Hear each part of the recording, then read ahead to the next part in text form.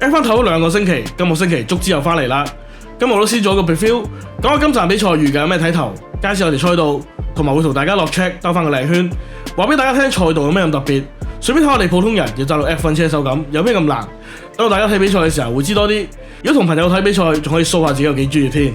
呢個 channel 主要係分享 F1 嘅資訊，會同你逐格睇翻，分成個 F1 週末嘅各個重要時刻，利用車手、車隊人員嘅訪問內容，去同各位一齊解構呢個體育運動。如果你想睇多啲 F1 嘅策略同埋技術，知道場比賽入邊直播鏡頭冇交代嘅事，咁就 subscribe 我哋呢個 channel， 再撳個鐘仔搶先看 ，like 呢條片 ，share 俾你睇 F1 嘅朋友，再 comment， 你哋嘅支持係我製作影片嘅動力。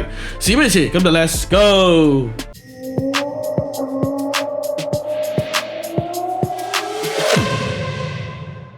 今站比賽會喺 Spa-Francorchamps 度進行，呢條賽道同 Monza、Suzuka 等經典賽道一樣，係好多車手夢寐以求喺度跑個圈嘅賽道。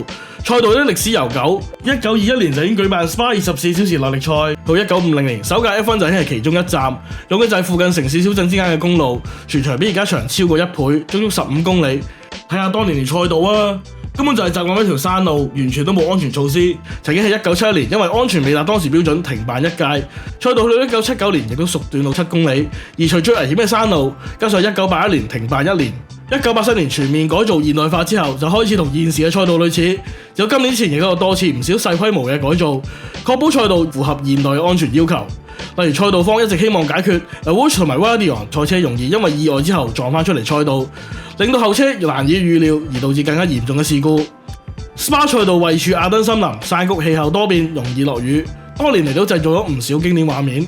不過大家睇電視直播鏡頭未必能夠完全明白點解啱啱講到條賽道咁好揸，所以我而家就用模擬器帶大家喺呢個賽道度行一個圈啦。咁首先呢個最尾嘅後欄嘅高速路段啦，咁啊一路去到 bus stop chicane 啦。咁呢度過完呢個 chicane咧，嗱呢度入 pit 個位啦，咁我哋唔入啦當然嚇。咁你見到咧其實好近嘅，去到1號彎嘅彎心嚇，起步點去到1號彎彎心咧非常之近嘅，所以好容易有意外啦。尤其是落雨嘅時候，咁我哋一起步啦。咁同埋你見到條賽道咧高低起伏非常之大嘅，呢度係無端端有高一級咁樣，跟住呢度無端端甩翻落去，咁之後呢度都係咁落斜喎。咁其實個斜度都幾明顯下嘅，你真實會更加覺得犀利啦。落到最底呢度最底叫 Roush 啦，跟住上就 Raidillon 啦，啲線位好難捉啊 ，Roush 你睇唔到嘅門。跟住之後就冇攞就 DRS 區啦，聽到叮一聲就有啦，係啦，過咗呢度有 DRS 區啦。咁然後你呢條路線好緊要，因為一條路線就係 Camel Straight， 然後你就要重剎車喺個 chicane 度同人哋演啦，所以呢個係一個爬頭位啦。咁啱啱亦都係個 DRS 區啦，嗰條大直路。咁其實總共有2條 DRS 區嘅，就係啱啱嘅起終點大直路啦，同埋成條 Camel Straight 都係。咁呢個彎有少少 tricky 就係落斜啦，然後你要攞佢個彎心攞得比較窄啦。我會攞第2嚿嘢啦，即係最靚嘅話嚇。咁呢度4波啦，唔好咁高速啦嚇，做唔到啦。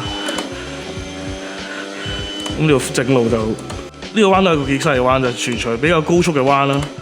咁呢度57波一路掟出去，咁你見到速度哇250咁樣，但係其實啱啱180度咁滯喎。咁呢度比較慢啦嚇，呢度就係呢度4波啦。其實所謂慢都4波㗎，其實除咗啲 chicane 之外，全部都快㗎。跟住呢度一路落去就去翻 bus stop chicane 㗎咯，一路係咁去喎。仲有㗎，唔使鬆油啊，完全唔使鬆啊，唔使鬆啊，你做你啲線就咪得㗎。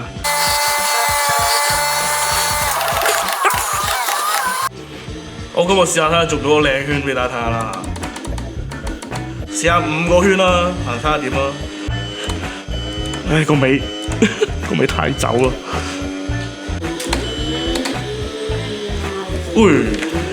唉，好易出界啊！之前睇唔到喎，真係同埋勁快咧，修正都修正唔切。呢度好易鎖死啦，我易鎖死啦，可能其實唔易啊。呢度幕牆好近啦，極高速啦，咁你可能兜緊車好危險啊！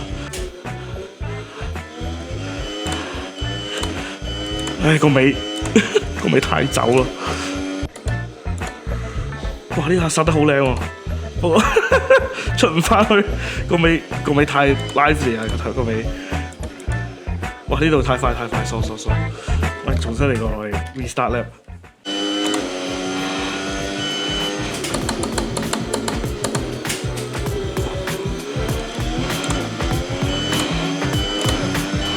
我出彎佢今次實正啊，個拗得。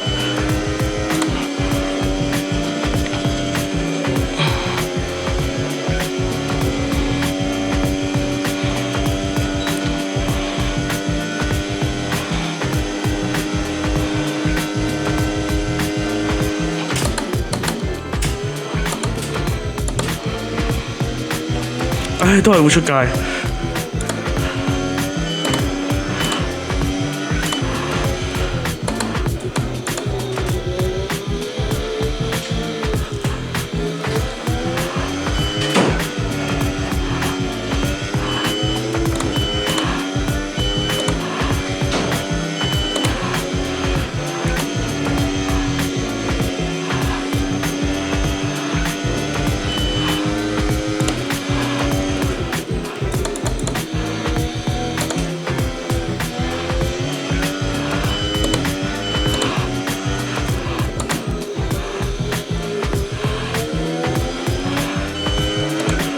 快半秒喎，不過之前出咗界喎。試個圈先，有冇電話仲？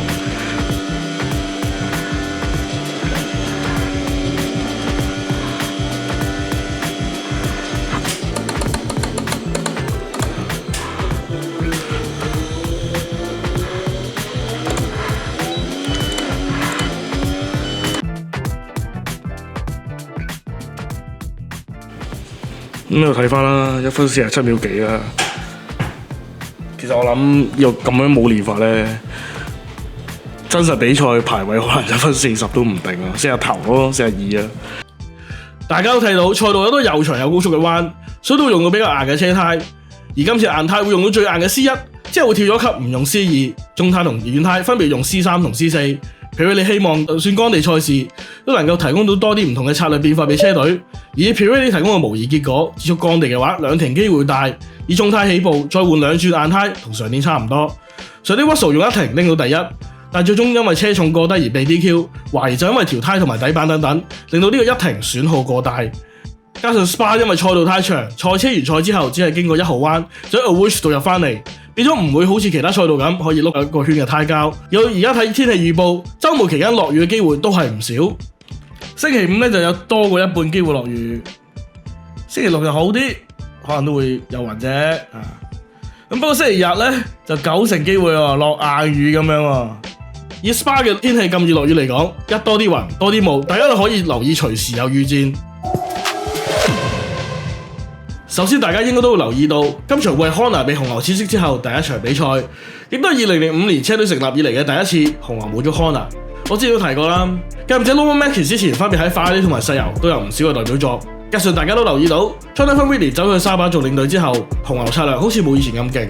不過咧，始終第一場咧應該都唔會太大影響啊。始終策略決定唔會下下要車隊最大嘅人話事。我哋即管睇下今個週末會睇到啲咩啦。至於另外一個經常同 Honda 針鋒相對嘅麥倫車隊 CEO Zak Brown 就咁講：對於佢俾紅牛炒，意外嘅係時機，唔係個結果。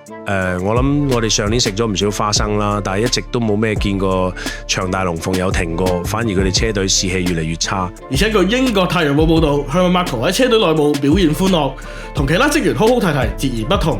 見到職員咁樣仲懶搞笑咁，叫啲為 Honda 唔開心嘅同事講：你哋要笑多啲。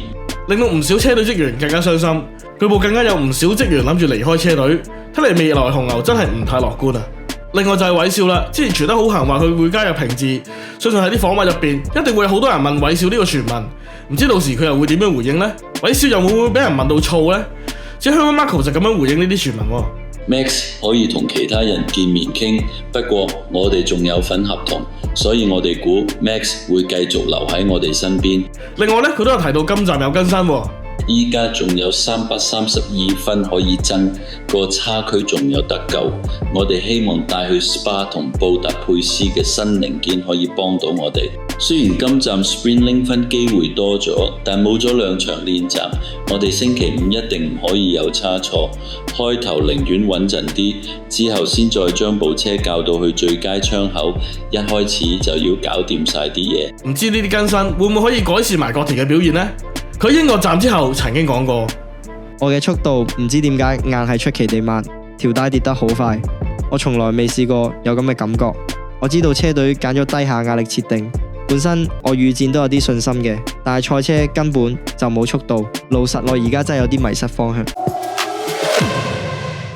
喺上個星期三嘅7月16日，法拉利喺 Mugello 進行咗一次拍攝日，兩位車手都據報各做咗19圈，啱啱喺200公里嘅限制範圍之內。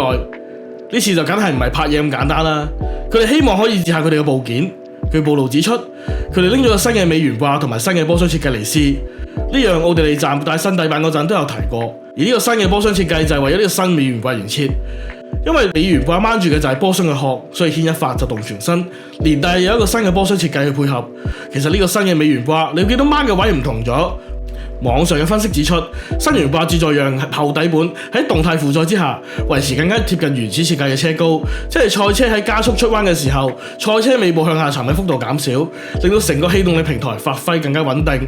法拉利技術總監 Luca Serra 就咁講：我哋設計咗新嘅上控制臂，加上波箱新增嘅接口去配合，去到懸掛更加硬淨，咁就可以將車高校到更加低。但又唔會干擾到底板下面嚿 skid block， 都非常之開宗明義啊！咁之前我哋都講過啦，奧地利站鹿仔17圈就俾班人叫佢放油碌車，目的就係因為要睇住底板嘅損耗。如果唔係，又好似中國站咁樣俾人 DQ， 又或者好似英國站咁，場地有水就極不穩定，出界當食生菜咁。車隊測試完咗就表示對賽車表現提升有信心，審慎樂觀。不過根據意大利傳媒引述，鹿仔就咁講喎，我唔覺有太大分別，都係咁上下。不過車隊已經決定咗拎去俾你試用嘅，覺得升級幅度唔太大，唔太認同車隊嘅睇法。咸美頓呢就未有一個公開嘅講法，我哋都可以睇下呢個週末佢哋講咩。而唯一嘅憂慮就係喺今站得一節60分鐘嘅練習，佢哋會唔會唔扮新部件，發揮唔到出嚟呢？不過聽講除咗麥拿倫之外，4大車隊都有更新，另外至少中游 Aston Martin 都會有更新，咁啊各隊都有各自嘅煩惱。所以今次 Mugello 嘅拍攝日都算係一部好棋，等車隊可以預先做好實地賽車同風洞 CFD 嘅配合工作，確保實際同埋虛擬嘅數據係夾嘅，同埋有幾夾。我知道大家都想笑法拉利啊，但都要冷靜啲先。咁呢支排名第2嘅車隊，其實實力喺季中已經10級以上，會唔會好似舊年咁喺下半季先嚟發力，甚至喺車隊成績有力挑戰麥拿倫呢？不過睇翻而家嘅差距咧，就好似有啲難喎。加上今季連車都未贏過，咁我哋拭目以待啦。今次第一次做賽道預覽，希望呢個新方式更加講到賽道有咩特別話俾大家知啦。到最後再次呼籲大家可以 subscribe 我哋呢個 channel， 再 like 呢條片，撳個鐘仔上先看，分享俾你身邊睇 F1 嘅朋友睇，再 comment 少少嘅支持，多多嘅鼓勵。咁之後再見，拜拜。